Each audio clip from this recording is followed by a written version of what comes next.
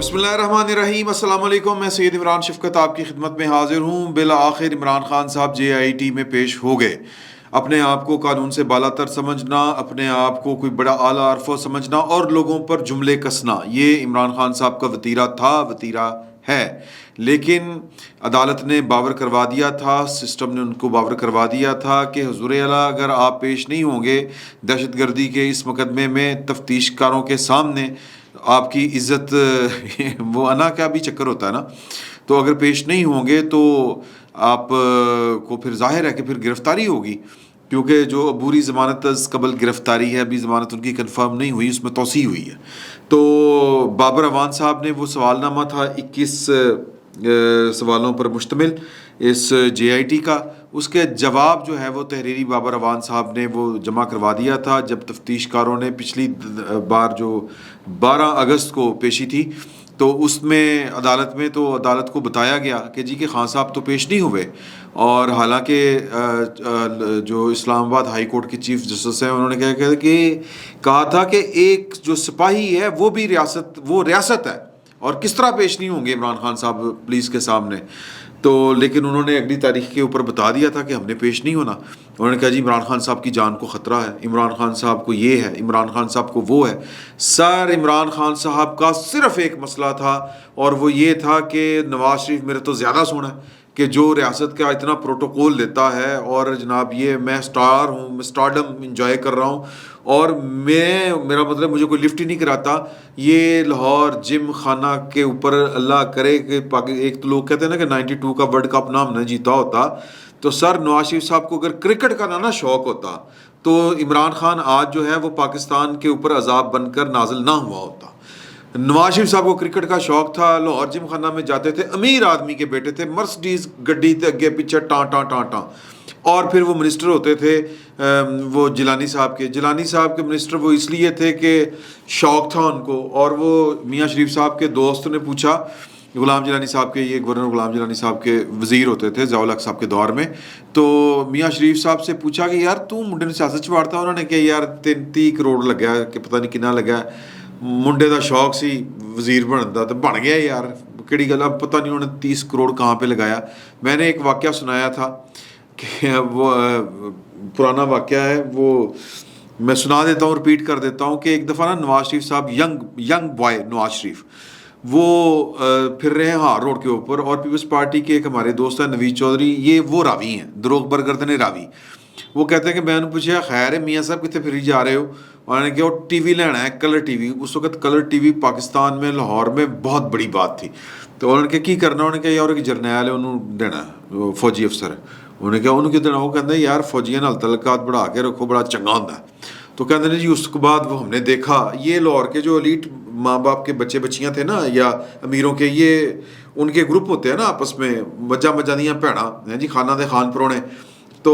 یہ وہاں سے کام شروع ہوا تھا۔ ماڈل ٹاؤن میں کوئی گھر بن رہا تھا کسی بریگیڈیئر صاحب کا، میاں صاحب کو کسی نے بتا دیا ہوا تھا کہ جناب کہ اگر آپ کی فوج کے ساتھ یس ہے تو پھر آپ کو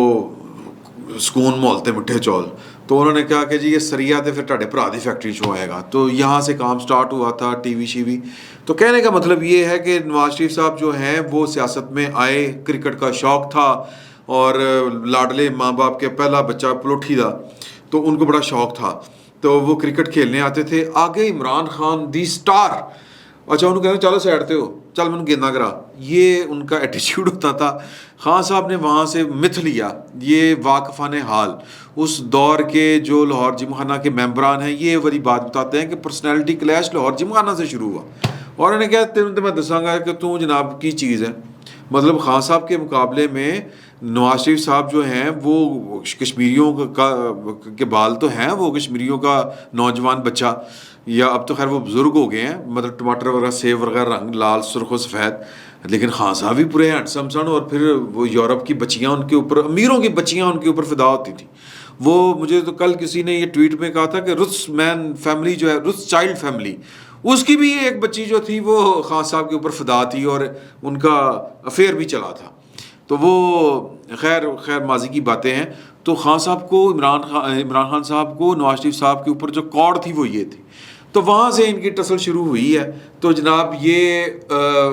بس ثابت یہ کرنا چاہتے تھے کہ تینوں کوئی سرخاب کے پر نہیں لگے ہوئے میاں صاحب, میں بھی یہ سب کچھ گین کر سکتا ہوں. اور پھر رہتی کسر جو ہے وہ جمائمہ نے پوری کر دی. جمائمہ ان کو چھیڑتی ہوتی تھی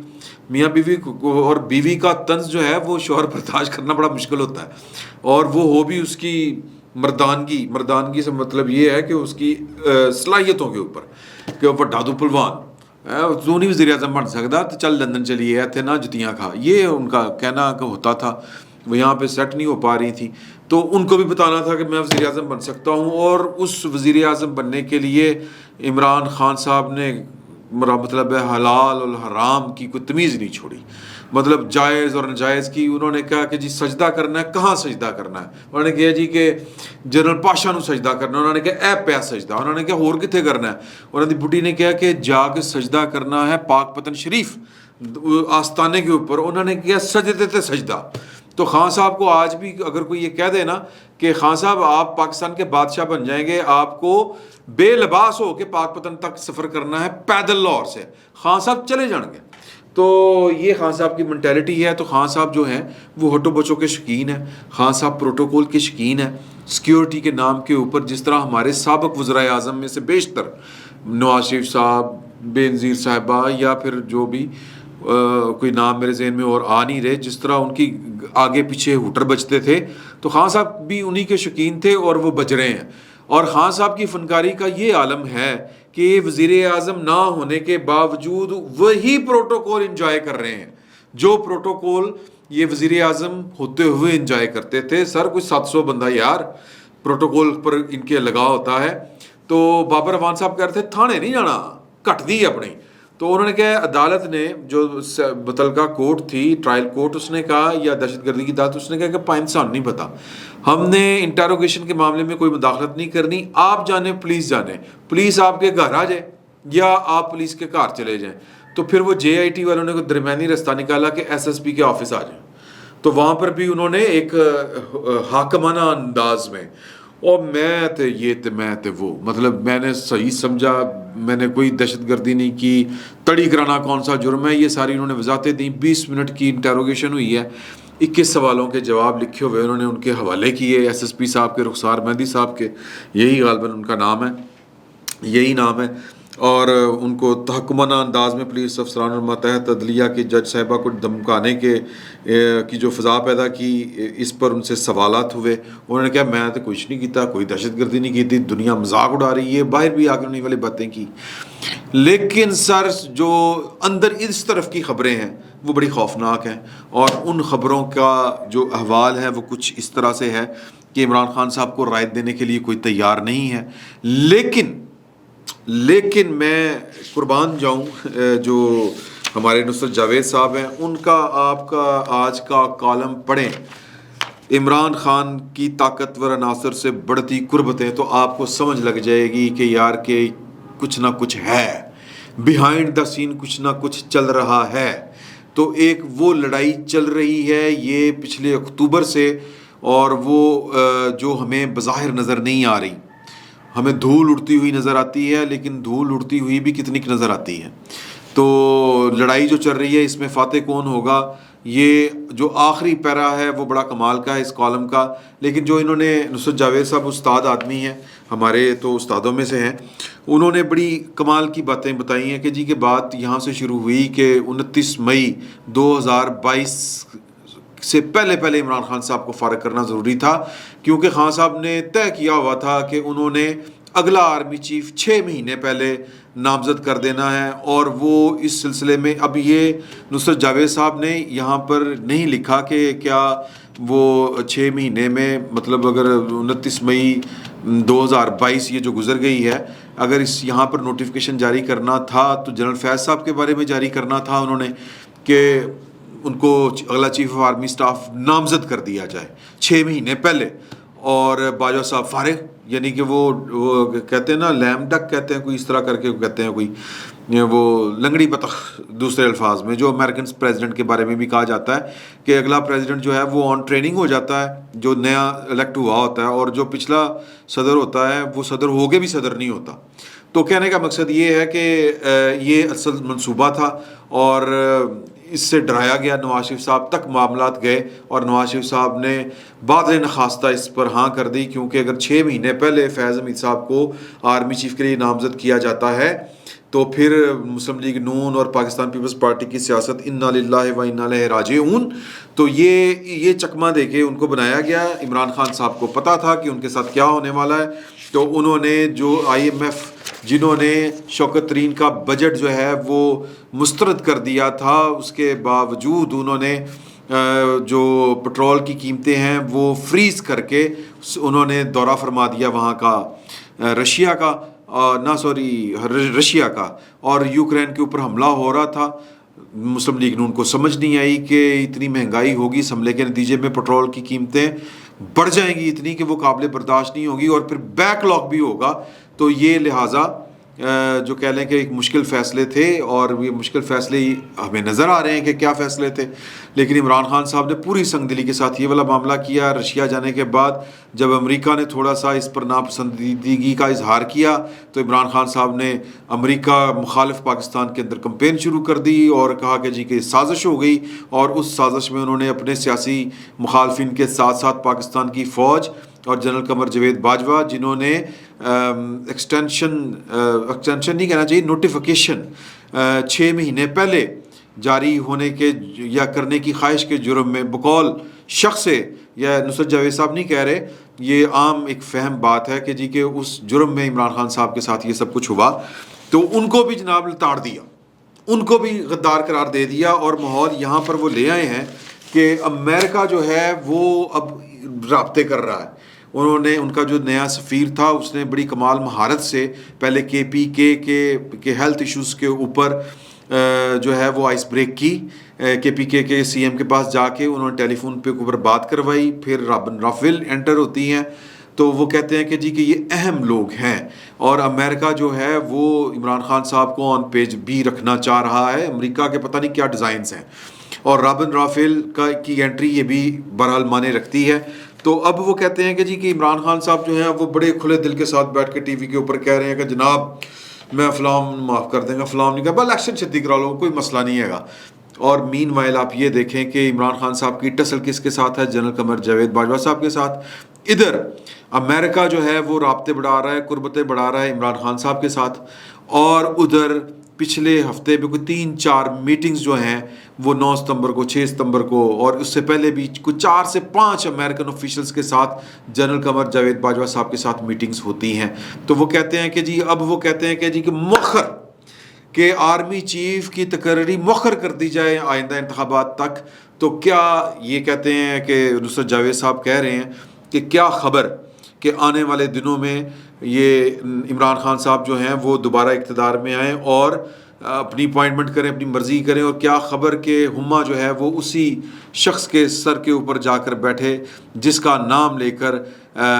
جو ہیں نواز شریف صاحب کو اور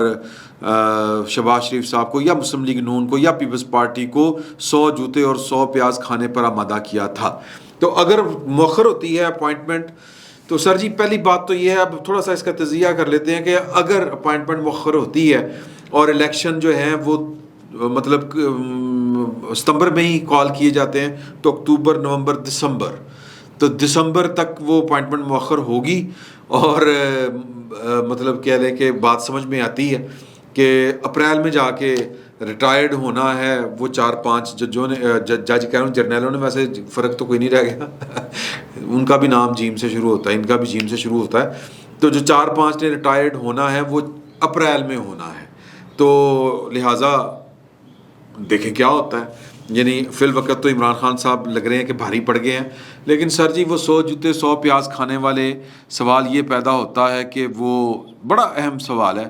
کہ وہ کیوں کریں گے یہ کام؟ کیا فوج ان کو مجبور کرے گی؟ اگر فوج ان کو مجبور کرے گی تو سر وہ گولی کھا لیں گے، پھانسی چڑھ جائیں گے، یہ میں آپ کو لکھ کے دے دیتا ہوں، وہ بلیک میل نہیں ہوں گے۔ تو یہ ایک سیاسی تجزیہ ہے، اور سیاست میں سر میں بار بار کہتا ہوں بڑا بول نہیں بولنا چاہیے، اللہ تعالیٰ معاف کرے، ہو سکتا ہے مسلم لیگ نون لیٹ ہو جائے اور یہ لاہور سے لے کے لندن تک معاملات جو ہیں وہ سوتر ہو جائیں، لیکن بظاہر جو ہے وہ پولیٹیکل سائنس کہ جو بنیادی اصول ہیں وہ یہ بتاتے ہیں کہ مسلم لیگ نون پھر مطلب خودکشی ہے. اگر خودکشی اس نے کرنی ہے تو پھر تو اوکے ڈن، لیکن میرا نہیں خیال کہ وہ اس لیول پر جا کے خودکشی کرے گی کہ جی کہ وہ الیکشن بھی وہ فوری طور پر کال کروا دے، اور جنرل قمر جاوید باجوہ صاحب کی ایکسٹینشن بھی غیر معینہ مدت تک ملتوی کر دے، یا تو اگلے سال تک کر دے نا جی، پھر سمجھ آتی ہے، یا کم از کم 29 مئی 2023 تک کر دے، سمجھ آتی ہے، یا پھر کم از کم جو ہے یہ کون سا مہینہ چل رہا ہے جی، ستمبر، اکتوبر، نومبر، دسمبر، جنوری، فروری، مارچ، نہیں یہ ستمبر چل رہا ہے نا، آج کون سی ہے ستمبر کی جی، 14 ستمبر، 14 اکتوبر، نومبر، دسمبر، جنوری، فروری، مارچ، 6 مہینے بنتے ہیں، اور پھر بھی اپریل. تو لہٰذا یہ آپشن نہیں بنتی نون لیگ کے لیے یا گورنمنٹ کے لیے. تو وہ اگر انہوں نے ایکسٹینشن دینی ہے یا مؤخر بھی کرنا ہے تو وہ ڈیڑھ دے کے مؤخر کریں گے اگر کرنا ہوگا تو. ویسے تو وہ ان کی باں اتنی ویلڈے میں نہیں آئی ہوئی کہ فوج کے کہنے کے اوپر پہلے جناب پورا گند کھائیں اور پھر ساتھ میں پیاز کی جگہ پر گند کہہ رہا ہوں، اور پھر چھتر بھی کھائیں اور لتر بھی کھائیں. چھتر اور لتر میں فرق ہوتا ہے، چھتر چھوٹا ہوتا ہے، لتر بہت بڑا ہوتا ہے، یا لتر چھوٹا ہوتا ہے، چھتر بہت بڑا ہوتا ہے. پولیس کا چھتر ہوتا ہے نا جس کا پانجا لگاتے ہیں، تو وہ یہ 3 کام نہیں کر سکتے. تو لہٰذا اگر ایکسٹینشن ہوگی مؤخر نہیں ہوگا اگر ہوئی تو، ادروائز جو ہے نئی اپوائنٹمنٹ ہوگی. یہ اور کل کا وہ بھی بتا گئے ہیں، یعنی گورنمنٹ جو کی طرف سے اشارے بڑے واضح مل رہے ہیں. تو یہ والے معاملات ہیں سر، لیکن دیکھیں آگے چل کے کیا ہوتا ہے. لیکن نصرت جاوید صاحب بڑے آدمی ہیں، استاد آدمی ہیں، ان کی باتوں کو بڑی آسانی کے ساتھ آپ نظر انداز نہیں کر سکتے. تو دیکھیں کیا ہوتا ہے. فی الوقت میں جو کہ بہت چھوٹا سا ایک صحافی ہوں، اور میرا نصرت جاوید صاحب کے مقابلے میرا کوئی جوڑ ہی نہیں ہے. میں تو ان کے وہ شاگردوں کا